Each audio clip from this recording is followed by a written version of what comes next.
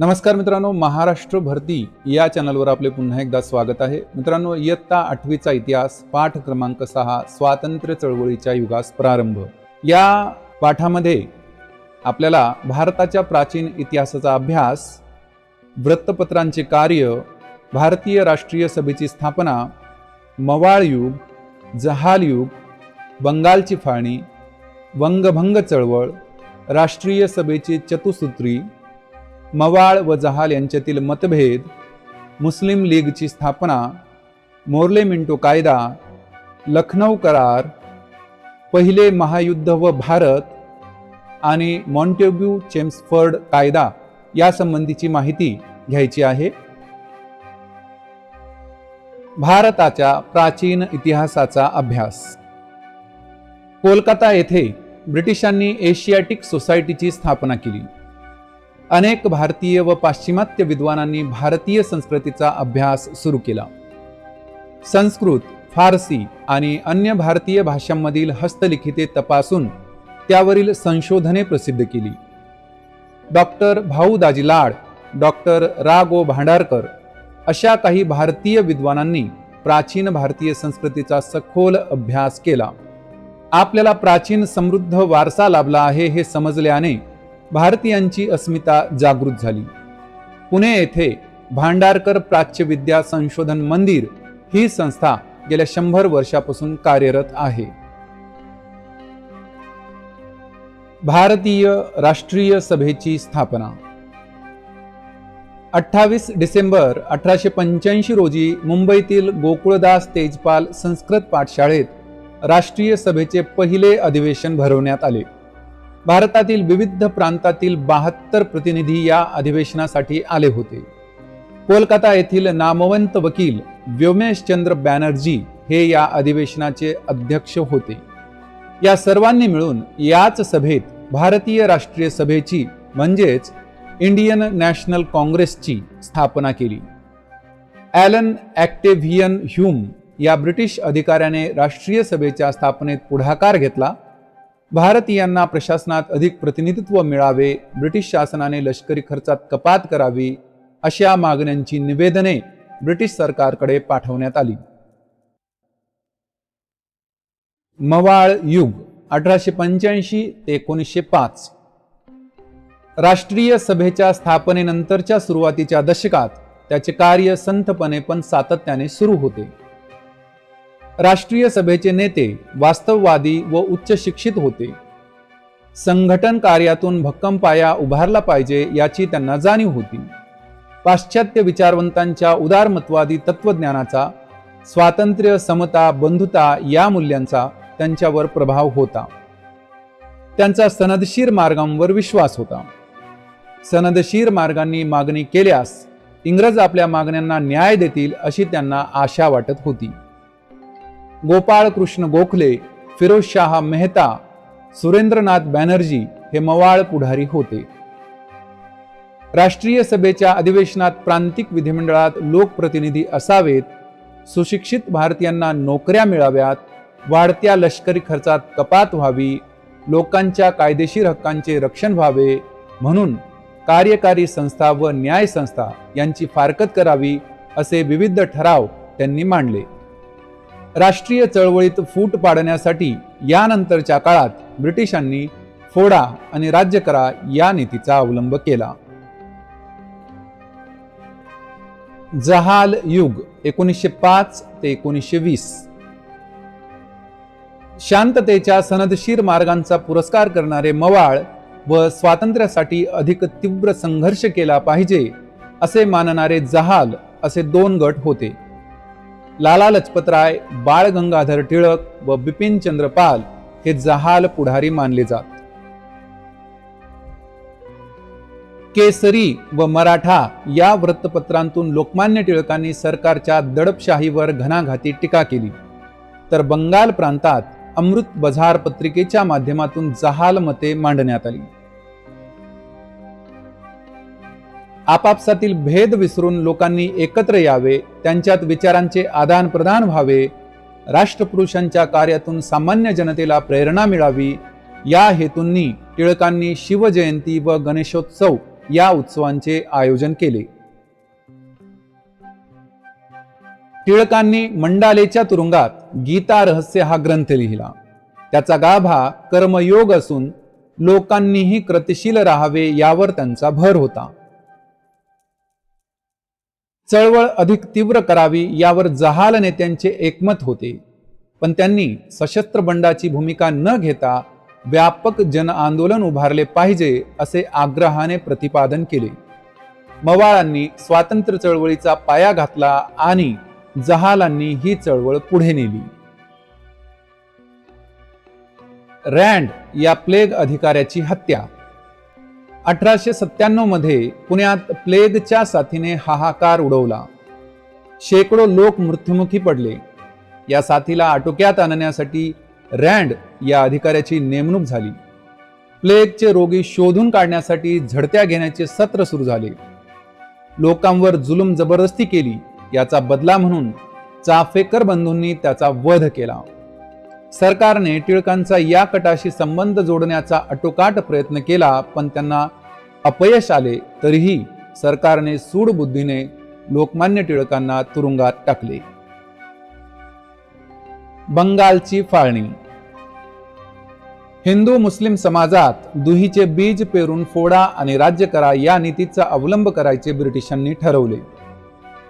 तत्कालीन viceroy Lord कर्झनने त्याला खतपाणी घातले. बंगाल हा एक मोठा प्रांत होता. या प्रांताचा कारभार करणे प्रशासकीय दृष्ट्या अवघड असल्याचे कारण पुढे करून लॉर्ड कर्झन याने 1905 मध्ये बंगाल प्रांताची फाळणी जाहीर केली. या फाळणीमुळे मुस्लिम बहुसंख्याकांचा पूर्व बंगाल आणि हिंदू बहुसंख्याकांचा पश्चिम बंगाल अशी रचना झाली. फाळणीमुळे हिंदू मुस्लिमांत फूट पाडून स्वतंत्रता चळवळ दुर्बल करणे हा छुपा हेतू होता. वंगभंग चळवळ. बंगालमध्येच नव्हे तर संपूर्ण भारतात फाळणी विरोधात जनमत जागृत झाले. 16 ऑक्टोबर हा फाळणीचा दिवस राष्ट्रीय शोक दिन म्हणून पाळण्यात आला. भारतभर निषेध सभांद्वारे सरकारचा निषेध केला गेला. वंदे मातरम हे गीत सर्वत्र गायले जाऊ लागले. ऐक्याचे प्रतीक म्हणून रक्षाबंधनाचा कार्यक्रम घेण्यात आला. सरकारी शाळा महाविद्यालयांवर बहिष्कार टाकून मोठ्या संख्येने विद्यार्थी या चळवळीत सामील झाले. वंगभंग आंदोलनाचे नेतृत्व सुरेंद्रनाथ बॅनर्जी, आनंद मोहन बोस, रवींद्रनाथ टागोर इत्यादींनी केले. वंगभंग चळवळीने भारतीय राष्ट्रीय सभेची व्याप्ती वाढली. ती एक राष्ट्रीय चळवळ बनली. असंतोषाची तीव्रता पाहून 1911 साली ब्रिटिशांनी बंगालची फाळणी रद्द केली. राष्ट्रीय सभेची चतुसूत्री. 1906च्या अधिवेशनाचे अध्यक्ष दादाभाई नौरोजी होते. व्यासपीठावरून दादाभाई नौरोजी यांनी स्वराज्य या शब्दाचा सर्वप्रथम उच्चार केला. याच अधिवेशनात स्वराज्य, स्वदेशी, राष्ट्रीय शिक्षण व बहिष्कार ही चतुसूत्री राष्ट्रीय सभेने एकमताने स्वीकारली. जहाल व मवाळ यांच्यातील मतभेद. राष्ट्रीय सभेतील विचारसरणीतील मतभेद 1907 सालच्या सुरत अधिवेशनात विकोपाला गेले. स्वदेशी व बहिष्कार हे ठराव बाजूला ठेवण्याचा मवाळांचा प्रयत्न होता. तो यशस्वी होऊ नये अशी जहालांची खटपट होती. नामदार गोखले, सुरेंद्रनाथ बॅनर्जी, फिरोजशाह मेहता अशा मवाळ पुढाऱ्यांनी जहाल नेते राष्ट्रीय सभा काबीज करण्याचा प्रयत्न करत आहेत असा आरोप केला. लाला लजपतराय यांनी मध्यस्थी करण्याचा प्रयत्न केला.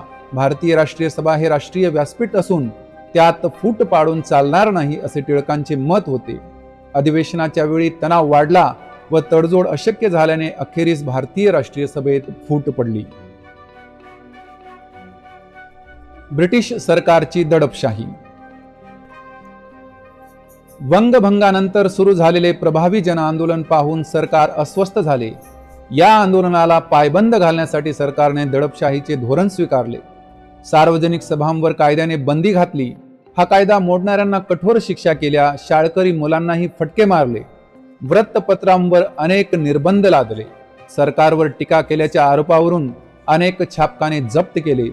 लेखकांना व संपादकांना तुरुंगात डांबले. सरकारने जहाल नेत्यांविरुद्ध कडक कारवाई केली. याची तीव्र प्रतिक्रिया बंगालमध्ये उमटली. क्रांतिकारकांनी गोळीबार, बॉम्ब हल्ले करणे हे मार्ग पत्कारले. या बॉम्ब हल्ल्यांचे समर्थन केसरी पत्रातून करणाऱ्या लोकमान्य टिळकांवर राजद्रोहाचा आरोप ठेवून त्यांना 6 वर्षे म्यानमार येथील मंडालेच्या तुरुंगात पाठवले. बिपिनचंद्र पाल यांना कारावासाची शिक्षा ठोठावली, तर लाला लजपतराय यांना पंजाबमधून हद्दपार केले. मुस्लिम लीगची स्थापना. वंगभंग आंदोलनात राष्ट्रीय सभेला मिळणारा जनतेचा प्रचंड प्रतिसाद पाहून ब्रिटिश सत्ताधीश बेचैन झाले. इंग्रजांनी फोडा आणि राज्य करा या नीतीचा पुन्हा अवलंब केला.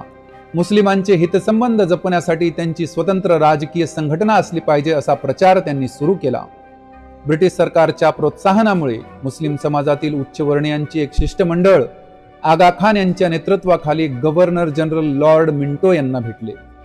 लॉर्ड मिंटो व अन्य ब्रिटिश अधिकारी यांच्या उत्तेजनाने 1906 मध्ये मुस्लिम लीगची स्थापना झाली. मोर्ले मिंटो कायदा. भारतीय जनतेमध्ये ब्रिटिश सरकारच्या कामाबाबत असंतोष होता. भारतीय जनतेच्या दारिद्र्याचे मुख्य कारण म्हणजे ब्रिटिशांचे आर्थिक धोरण होय अशी जनतेत भावना होती. कर्जांचे दडपशाहीचे धोरण, सुशिक्षित भारतीयांना नोकऱ्यात समाविष्ट न करणे, भारताबाहेर आफ्रिकेत भारतीयांना अन्याय वागणूक यामुळेही असंतोषात भर पडली. भारतीयांच्या या असंतोषावर तात्पुरती मलमपट्टी करण्यासाठी मोर्ले मिंटो सुधारणा कायदा 1909 मध्ये करण्यात आला. या कायद्यान्वये कायदेमंडळातील भारतीय सदस्यांची संख्या वाढवण्यात आली आणि काही निर्वाचित भारतीय प्रतिनिधींचा समावेश कायदेमंडळात करण्याची तरतूद करण्यात आली. याच कायद्यान्वये मुस्लिमांसाठी विभक्त मतदारसंघाची योजना करण्यात आली. ब्रिटिशांच्या या कुटील नीतीमुळे भारतात फुटीर वृत्तीची बीजे पेरली गेली. लखनौ करार. भारतीय राष्ट्रीय सभेच्या 1916च्या लखनौ अधिवेशनात टिळकांच्या नेतृत्वाखाली राष्ट्रीय सभेतील मतभेद मिटविण्याचा प्रयत्न झाला. याच वर्षी भारतीय राष्ट्रीय सभा व मुस्लिम लीग यांच्यातही समेट घडून आला. याला लखनौ करार असे म्हणतात. या करारानुसार मुस्लिमांच्या विभक्त मतदारसंघांना राष्ट्रीय सभेने मान्यता दिली आणि भारताला राजकीय अधिकार मिळविण्याच्या कार्यात राष्ट्रीय सभेशी सहकार्य करण्याचे मुस्लिम लीगने मान्य केले. होम रूल चळवळ. 1914 मध्ये टिळकांची मंडालेच्या तुरुंगातून सुटका झाली तेव्हा युरोपात पहिल्या महायुद्धाला तोंड फुटले होते. या युद्धाचे थेट परिणाम भारतालाही भोगावे लागले. दैनंदिन गरजेच्या वस्तूंचे भाव वाढले. ब्रिटिश सरकारने भारतीयांवर अनेक निर्बंध लादले. यामुळे भारतीयांत असंतोष वाढू लागला. अशा परिस्थितीत डॉक्टर ॲनी बेझंट व लोकमान्य टिळक यांनी होम रूल चळवळ सुरू केली. होम रूल म्हणजे आपला राज्यकारभार आपण करणे, यालाच स्वशासन म्हणतात. आयर्लंड या देशातही वसाहतवादाविरुद्ध अशी चळवळ सुरू झाली होती. त्याच धर्तीवर भारतीय होम रूल चळवळीने स्वशासनाचे अधिकार ब्रिटिश सरकारकडे मागितले. डॉक्टर ॲनी बेझंट व लोकमान्य टिळक यांनी देशभर झंझावाती दौरे काढून स्वशासनाची मागणी लोकांपर्यंत पोहोचवली. स्वराज्य हा माझा जन्मसिद्ध हक्क आहे व तो मी मिळवणारच असे टिळकांनी ठामपणे सांगितले. पहिले महायुद्ध व भारत. युरोपातील युद्धजन्य परिस्थिती, भारतीय जनतेतील वाढता असंतोष, होम रूल चळवळीची वाढती लोकप्रियता या परिस्थितीत भारतीयांचे सहकार्य मिळवणे ब्रिटिशांना गरजेचे होते. यासाठी सुधारणेचा पुढचा हप्ता भारतीयांना द्यायचा म्हणजे भारतीयांना काही राजकीय अधिकार द्यावे असे ब्रिटिश सरकारने ठरवले. भारताला टप्प्याटप्प्याने स्वशासनाचे अधिकार आणि जबाबदार राज्यपद्धती देण्यात येईल असे 1917 मध्ये तत्कालीन भारतमंत्री मॉन्टेग्यू यांनी घोषित केले. सरकार जर भारतीयांच्या मागण्यांविषयी सहानुभूती व समजूतदारपणा दाखवणार असेल तर भारतीय जनता देखील सरकारला सहकार्य करेल असे टिळकांनी जाहीर केले. लोकमान्य टिळकांच्या या धोरणाला प्रतियोगी सहकारिता असे म्हणतात. मॉन्टेग्यू चेम्सफर्ड कायदा. 1919 मध्ये ब्रिटिश पार्लमेंटने भारतात घटनात्मक सुधारणा घडवून आणण्यासाठी एक कायदा मंजूर केला. याला मॉन्टेग्यू चेम्सफर्ड कायदा म्हणतात. या कायद्यान्वये बिनमहत्वाची खाती भारतीय मंत्र्यांकडे सोपवण्यात आली, परंतु अर्थ, महसूल, गृह यांसारखी महत्वाची खाती गव्हर्नरच्या ताब्यात होती. 1919च्या कायद्याने भारतीयांच्या जबाबदार राज्यपद्धतीच्या मागणीला पुरेसा वाव मिळाला नाही. या कायद्याने सर्वांची निराशा केली. हे स्वराज्य नव्हे आणि त्याचा पायाही नव्हे अशा शब्दांत लोकमान्य टिळकांनी या कायद्यावर टीका केली.